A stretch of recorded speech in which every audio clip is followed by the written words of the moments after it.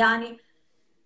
Dınav kurda da hişmendiye ki kurdbun nine greyaya parti yani gava yani partiye tişteki got ligor ya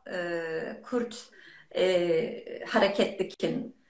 le ez viyad bejim em bi saya van partiyan yan jil saya van hareketan em kurdbuna pa menas nekir